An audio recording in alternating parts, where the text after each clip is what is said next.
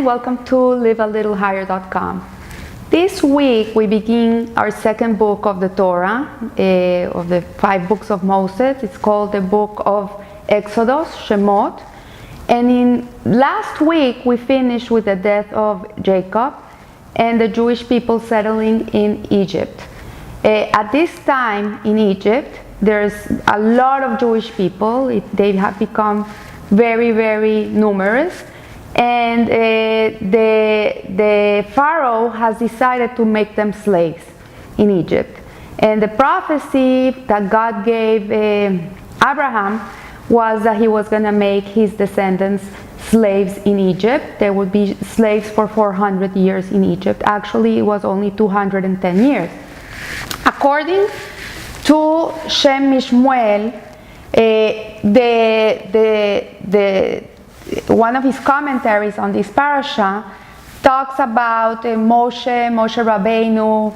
We all know the story, how he became the son of Batia, the daughter of Pharaoh, how his sister Miriam saved him because they were killing all the Jewish boys, and she put him in a basket and he went into the Nile River, and this daughter of Pharaoh, Batia, rescued him, and she adopted him, and she put him in the palace, and he grew in the palace. So Moshe was a Jewish boy that was brought up as a prince. And one day he went out and he looked around him and he saw how the Jewish people were suffering, and he couldn't take it. And there's an encounter of Moshe with the burning bush, in which he sees the burning bush. It's a bush that was on fire and it would not extinguish itself, and it talked to him, and this was Hashem really talking to Moshe. And when God spoke to Moshe through the burning bush, which was a bramble, it's a type of bush that is very strong, Moshe was concerned that Klal Israel was crushed by the terrors of the Egyptian slavery, and they would not believe that he was going to redeem them, because God spoke to him asking him to be the redeemer of the Jewish people, that he was going to give him everything he needed to go and tell the Jewish people that he was going to take them out of Egypt. So Moshe was very worried about this, because he thought, like, I'm going to come and I'm going to tell the people that I'm going to take them out of Egypt. They're not going to believe me. They're going to laugh. And in Shemot 4:1 it says, Moshe answered and said, but they won't believe me, and they won't listen to my voice, for they will say that God did not appear to you.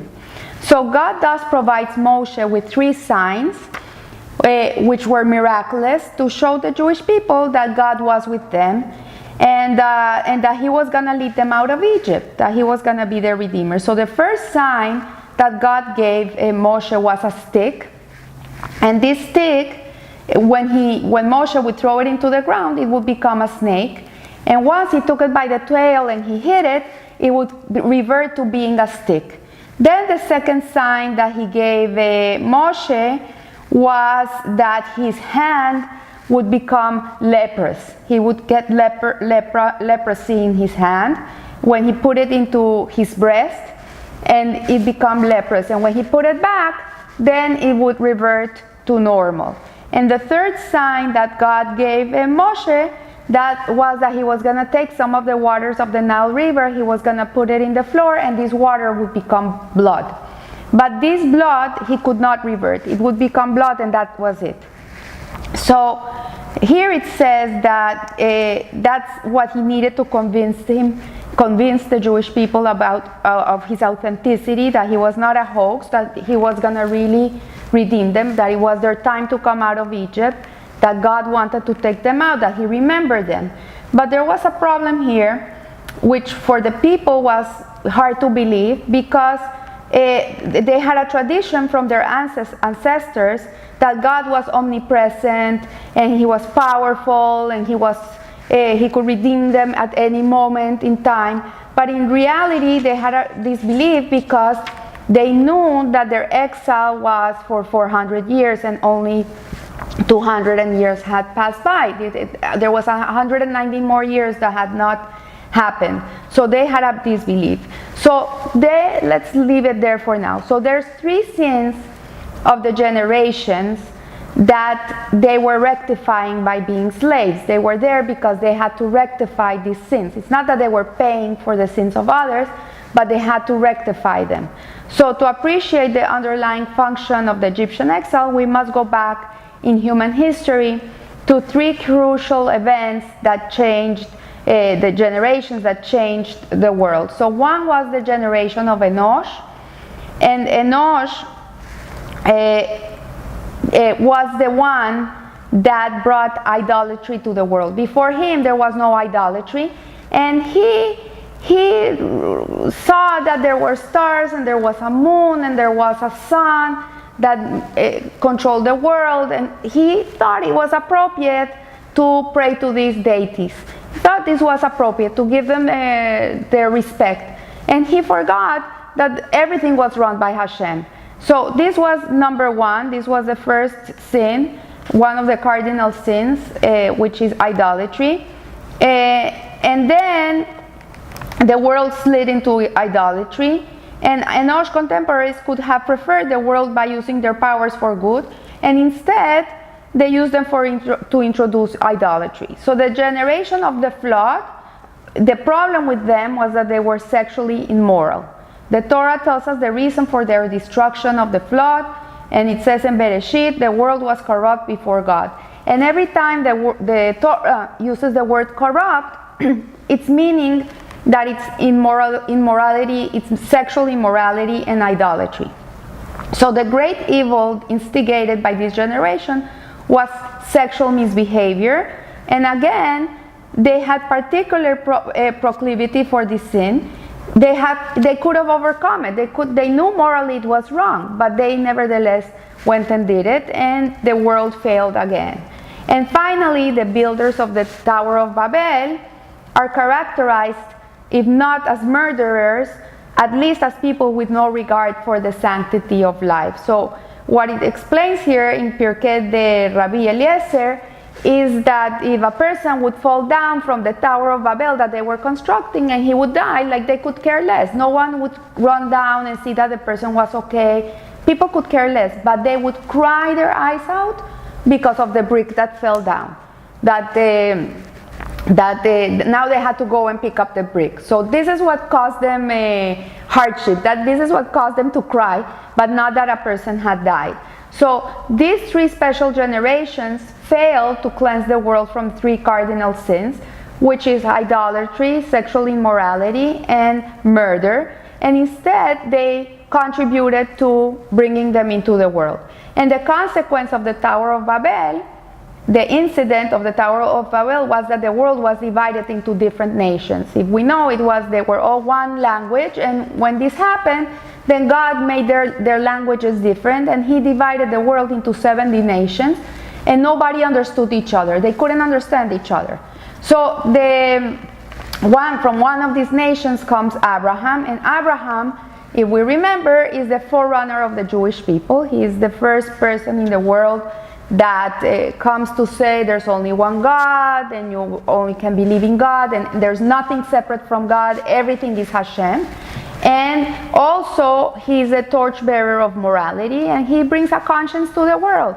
So the Jewish people, since then, are the people that bring conscience to the world. And here, as such, the 70 progeny of Jacob, if we remember, 70 souls descended with Jacob to Egypt, to Mitzrayim, and these 70 souls are the descendants of these other nations. Like, they're coming to rectify what they did. And the collective consciousness by their three earlier generations. So had the time arrived, at the time of Moshe, only slightly 210 years after slavery had begun, God decided to take them out, which his promise to Abraham was really that it was going to be 400 years. And in Pesikta Rabasi, it says, when he went and said to Israel, you will be redeemed in this month, they replied, Moshe Rabbeinu, how can we be redeemed? Did not God say to Abraham Avinu that the exile would last 400 years? And only 210 years have passed. And this is why the people would not believe Moshe, that the time had come for them to leave. And also, according to the Arizal, it says that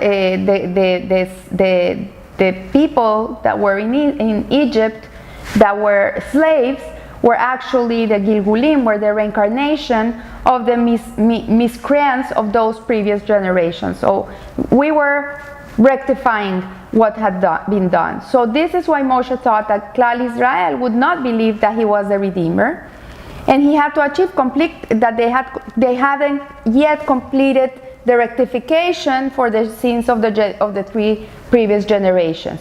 So there was a problem, and it was that Klal Israel had fallen into the 49th level of Tumah, which is impurity. They were completely lost. The only thing that they kept was their Jewish names, their way they dressed, and they kept their language. This is the three things they kept, and because of this, they were redeemed. So it allowed to deteriorate further. So Hashem decided, like, if they would fall one more degree in impurity, that was it. He could never take them out. That they were lost forever. So Hashem decided to take them after 210 years, so they wouldn't be lost. And this is why God wanted to redeem them at that moment. So now we can appreciate why Moshe feared rejection of Klal Israel. And God that gave him these three signs, which he was supposed to perform them, and they would make the people realize that he was sent by God, that this was a miraculous thing, and that no human being could do it by himself. So the stick turning to a serpent pointed to idolatry. This is the one that pointed to idolatry. It was the snake in the Garden of Eden who first introduced the rebellion against God, which lies behind idolatry, which was that the snake made Eve think that she was like God, that she knew more than Hashem. So the leper's hand corresponds to sexual immorality, and we can see this from the punishment promised to immoral women. And finally, the blood corresponds to the sin of murder, of bloodshed. So when Moses performed these three miracles, the nation knew that he understood their concern, and that the rectification of these three cardinal sins was incomplete, and that God would redeem them nevertheless. So we know from here that since the miracle of the stick becoming a snake and reverting to the stick, and the miracle of the leprosy, which also was reverted to a normal hand, which the first one was connected to idolatry and the second one to sexual misbehavior, we know that because it was reverted one from the other, these sins were already rectified. They had already been rectified. But the one of the blood that Moses took from the Nile River, the water, and put it in the floor, and it became blood, and he could not revert it back, we know from here that this sin had remained had not been able to be rectified, and it would have to be achieved at Matan Torah. There was no time. So Moshe, we see from here that Rashi tells us concerning the blood, Egypt worshipped the Nile, so he smote first their god and then they themselves. And this was the first plague was the one of the Nile, that the water became blood. Why? Because this was their worship. They worshipped the Nile. Everything in Egypt was according to the Nile. So they first smote their god. And blood is the connecting force of life between a physical and spiritual existence, between life and death. Indeed, murder is called bloodshed, and through spilling the blood, the connection between the soul and the body is severed. So when a person loses his blood, he dies. He cannot stay alive. And once blood is spilled, it cannot be rectified ever. Because God forbid, if there's a murder and a person dies, nobody can bring that person back. Only Hashem can bring back the dead in the times of Mashiach. But no human person can bring life back. Once it's lost, it's lost. So this explains why the blood that Moshe poured on the ground did not revert to water afterwards, and the miracle was over. So the blood that had been spilled and would still be spilled in the downfall of Egypt could not be undone. So from here we learn important lessons. We learned that we can really rectify ourselves in many ways, and but sadly sometimes we do things that cannot be reverted, and especially the sin of murder.